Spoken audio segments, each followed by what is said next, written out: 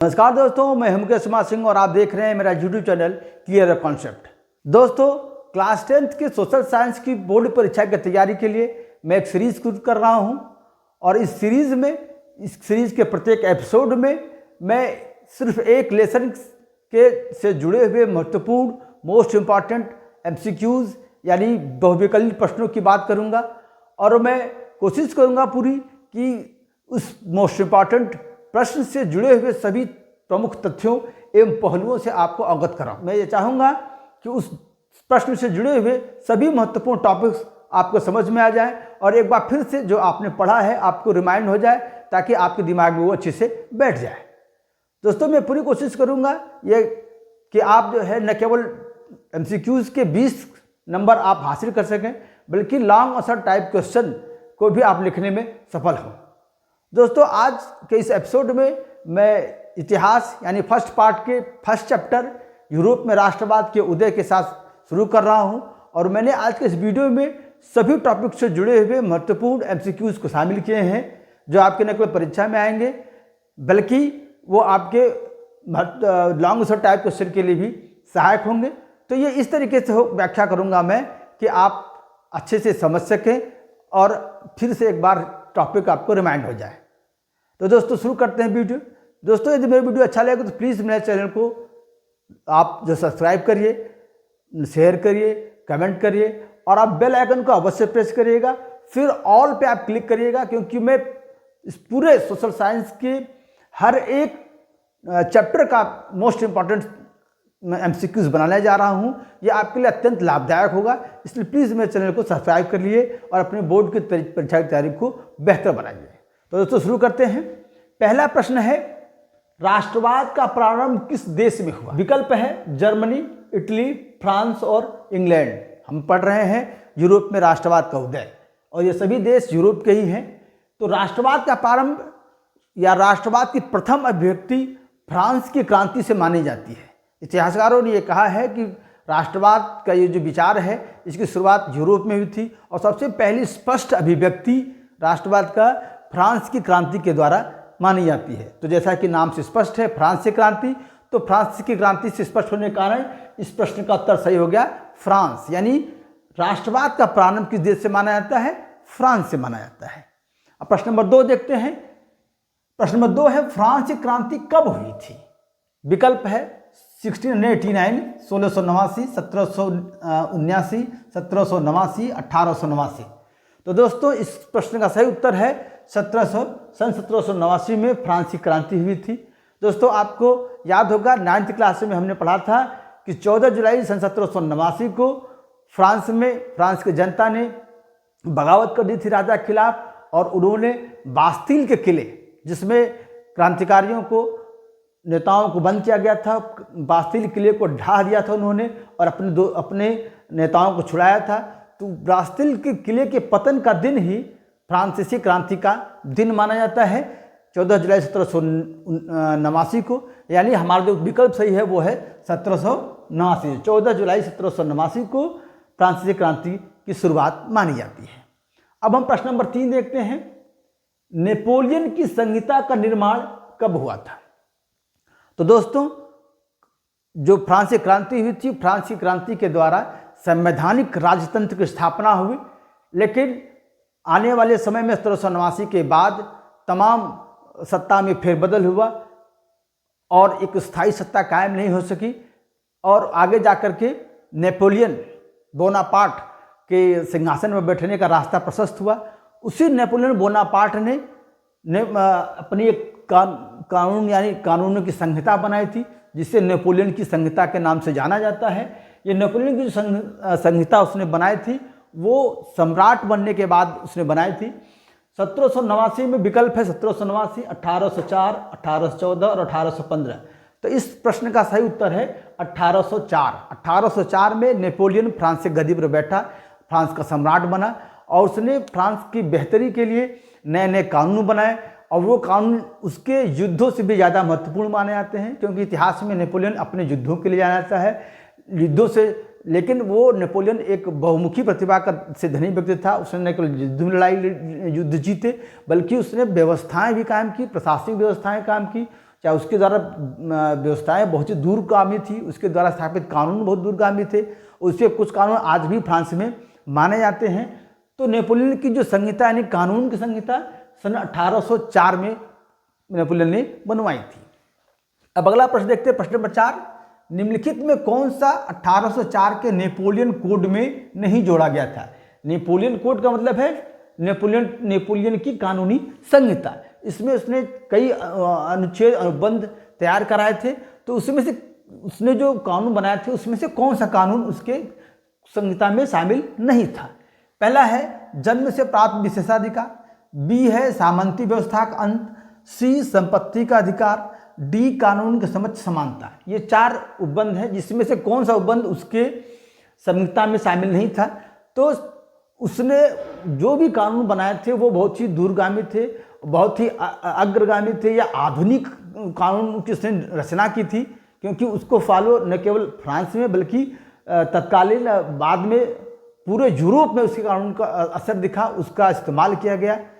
तो इसमें उसने पुरानी जो चली आ रही जो कानून व्यवस्था थी, जन्म से प्राप्त विशेषाधिकार, इसको उसने समाप्त किया था, क्योंकि जन्म से प्राप्त विशेषाधिकार समाज में भेदभाव पैदा करता है, अंतर पैदा करता है। किसी खास वर्ग के लोगों को जन्म से ही उसको जो है उनको सुविधाएं मिलने लगती हैं, श्रेष्ठता प्राप्त हो जाती है, जबकि उसमें जब चाहे अयोग्य हो, निर्योग्य हो, तब भी उनको विशेषाधिकार मिल जाते हैं। तो इस कानून को उसने समाप्त किया था।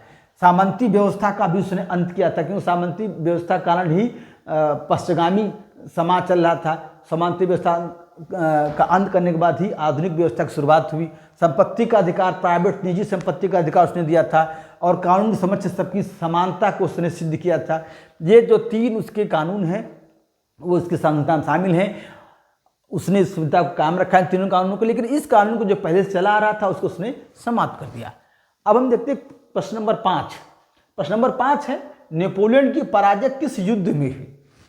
नेपोलियन एक बहुत बड़ा विजेता था, उसने पूरे इंग्लैंड को छोड़ के लगभग पूरे यूरोप को जीता था, अपने युद्धों के लिए वो जाना जाता है। उस नेपोलियन का लेकिन अंत हुआ, उसकी हार हुई, और उसकी हार के लिए जो विकल्प है इस प्रश्न का है सेडोवा, ट्राफल्गर, क्रीमिया और वाटरलू। ये चारों ही बहुत ही महत्वपूर्ण युद्ध हैं यूरोप के इतिहास के, लेकिन जिस युद्ध में नेपोलियन की पराजय हुई थी वह युद्ध का नाम है वाटरलू। वाटरलू के युद्ध में नेपोलियन की हार हुई थी। एक बार फिर से हम सभी पर निशान लगा देते हैं। 1804, इसमें 1789 और जन्म से प्राप्त विशेषाधिकार। अब देखते हैं प्रश्न नंबर 6, वियना की संधि कब हुई थी? ये अगला महत्वपूर्ण टॉपिक है।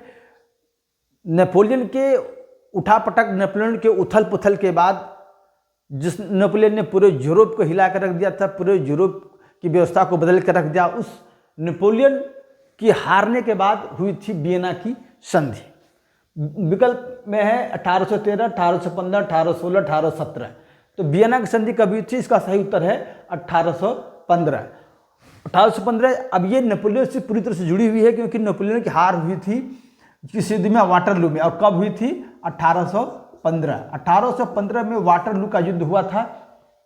और वियना की संधि भी नेपोलियन से जुड़ा हुआ है, वो इसलिए क्योंकि वियना की संधि इसीलिए हुई थी कि नेपोलियन ने जितने भी उलटफेर किए पूरे यूरोप में, यूरोप के चाहे उसने नक्शे बदले हों, चाहे उसने प्रशासनिक व्यवस्था में परिवर्तन किया हो, चाहे कानूनी रचना की हो, चाहे वो राष्ट्रवाद की जो भावना को उसने प्रसारित किया, उसको रोकने के लिए वियना की संधि हुई थी 1815 ईस्वी में, जिसमें पुराने सभी साम्राज्य ने मिल करके, जिसे नेपोलियन को हराने वाले ब्रिटेन, प्रसा, ऑस्ट्रिया, इन सभी साम्राज्य के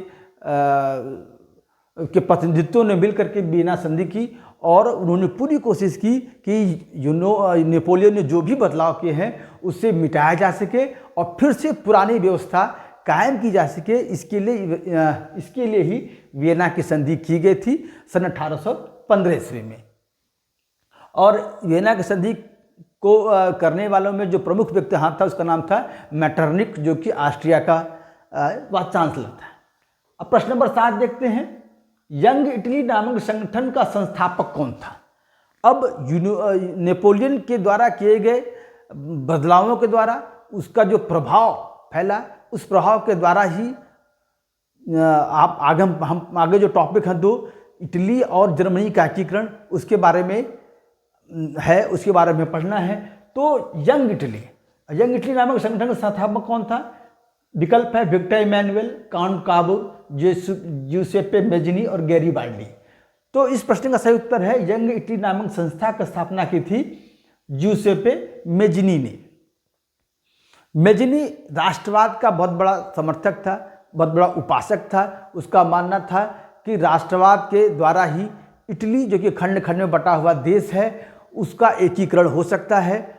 और इसी इटली के एकीकरण के लिए ही उसने यंग इटली नामक एक संगठन की स्थापना की, जिसका उद्देश्य था कि इटली का फिर से एकीकरण किया जाए, इटली का आधुनिकीकरण किया जाए और पुरानी जो व्यवस्थाएं हैं, जो राजतंत्र हैं, वो काम करना बंद कर दें या एक एकीकृत इटली का निर्माण हो। प्रश्न नंबर 8 देखते हैं, जैकोबिन दल का संबंध किस देश से था? जैकोबिन क्लास 9th में पढ़ा था, आपको याद होगा। क्लास 9th में जैकोबिन दल के बारे में हमने पढ़ा था। तो उस जैकोबिन दल का जो संबंध है, प्रश्न में है इटली, जर्मनी, इंग्लैंड और फ्रांस, इस चार में किस देश से संबंध है? तो आपको याद होगा कि फ्रांस की क्रांति 1789 में हुई थी और 1793 में से लेकर 1794 तक फ्रांस में आतंक का राज कायम हुआ था।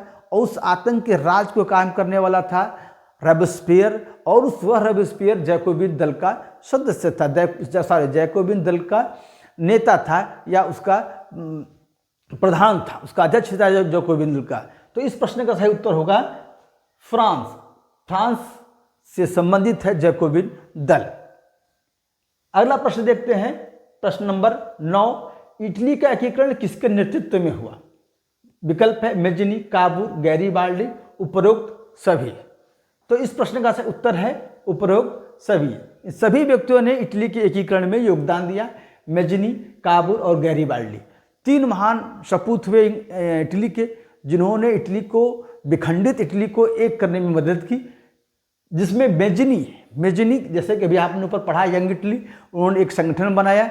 उन्होंने राष्ट्रवाद की भावना को पूरे इटली में फैलाया, उसके द्वारा भावना से, अपने इच्छाओं से, अपने वक्तव्यों से सबके जागरूक किया, एकीकृत करने के लिए इटली का। यानी अगर देखा जाए तो दिमाग जो है, भावना, राष्ट्र भावना, जो भावना पैदा की राष्ट्रवाद की, वो मेज़िनी के द्वारा।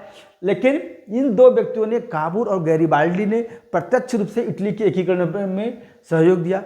अगर हम काबूर की बात करें तो काबूर सार्डिनिया पीडमांट का प्रधानमंत्री था। उसने अपने कूटनीति से, अपने युद्धों के माध्यम से इटली के बहुत बड़े हिस्से को एकीकृत किया। वहीं गैरीबाल्डी जो एक सैनिक थे, और उन्होंने अपनी सैनिक बना करके, जिसे हम कहते हैं सैनिक दल बनाया था, जिसे कहते हैं लाल कुर्ती के माध्यम से इटली के 2 बड़े प्रांत नेपल्स और सिसिली को उन्होंने जीता था। और उसको जीत करके काबूर के राजा को, काबूर जो पीडमांट का राजा था, उन्हें सौंप दिया। और इस प्रकार से इटली का एकीकरण पूरा हुआ था।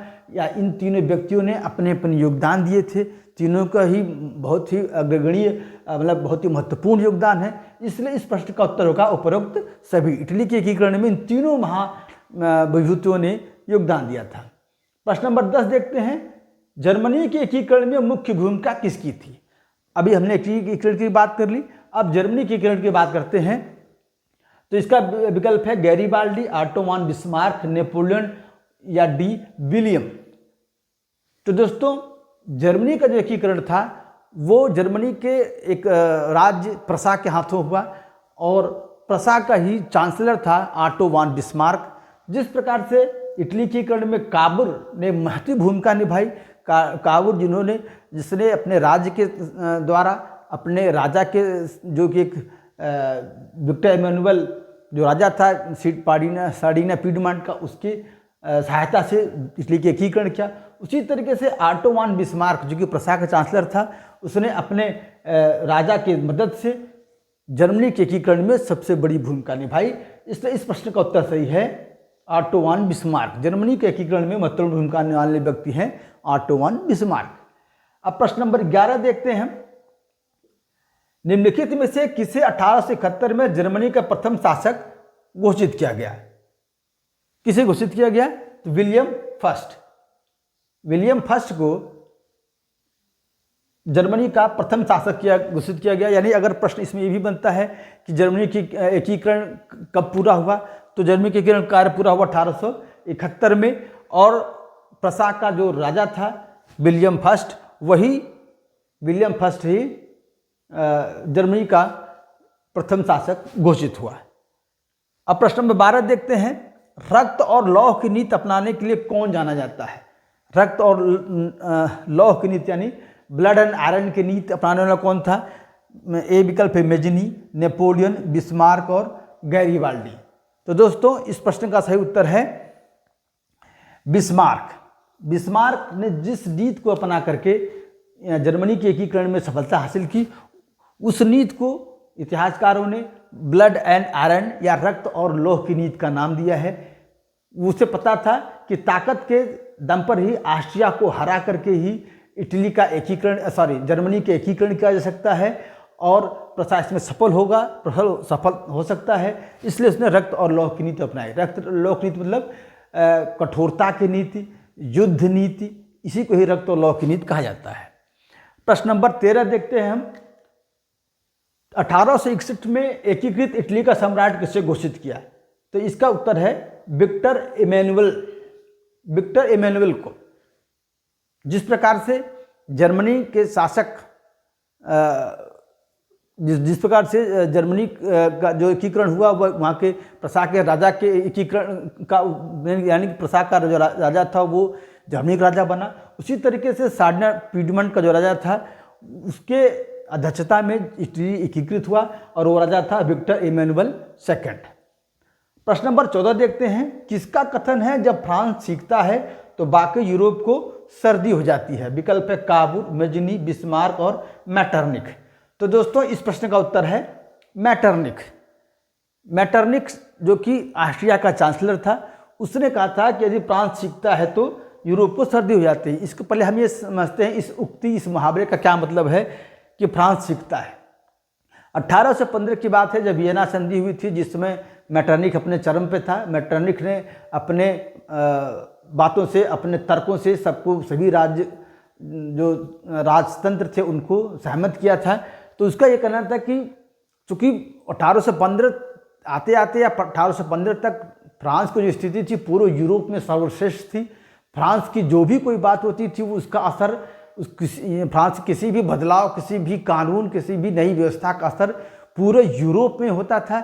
इसीलिए मैटरनिख ने कहा था कि जब फ्रांस को जो है अगर सीख दे तो सारे यूरोप को सर्दी हो जाने का। अगर फ्रांस में कोई बदलाव हो तो वो बदलाव, वो घटना का असर पूरे फ्रांस में, पूरे यूरोप में होता है। इस कथन को कहने वाला, इस स्टेटमेंट कहने वाला था मैटरनिख। अगला प्रश्न है 15।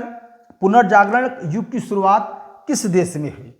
पुनर्जागरण विकल्प है इंग्लैंड, इटली, जर्मनी और फ्रांस। तो इस प्रश्न का सही उत्तर है इटली।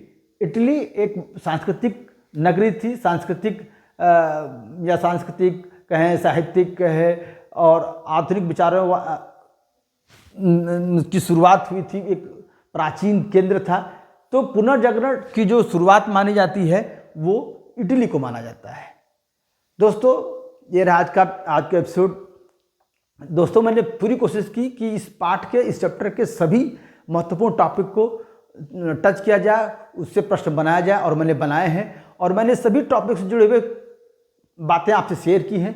मैं उम्मीद करता हूँ आपको पसंद आएगा और आप मेरे चैनल से जुड़ेंगे, मेरे चैनल को सब्सक्राइब करेंगे, बेल आइकन जरूर प्रेस करेंगे ताकि टॉप ऑल पर क्लिक करने के बाद मैं जो भी आगे वीडियो बनाने जा रहा हूँ, मैंने आपसे कहा है कि मैं हर एक चैप्टर पर वीडियो बनाऊंगा, तो मैं हर एक चैप्टर पर वीडियो बनाऊंगा और आप अगले आने वाले समय में आपको वीडियो मिलेंगे। तो प्लीज़ मेरे चैनल से जुड़िए और मेरे चैनल को सब्सक्राइब करें और लाइक करिए। तो दोस्तों आपसे फिर मिलते हैं पाठ चैप्टर नंबर 2 के साथ। तब तक के लिए धन्यवाद।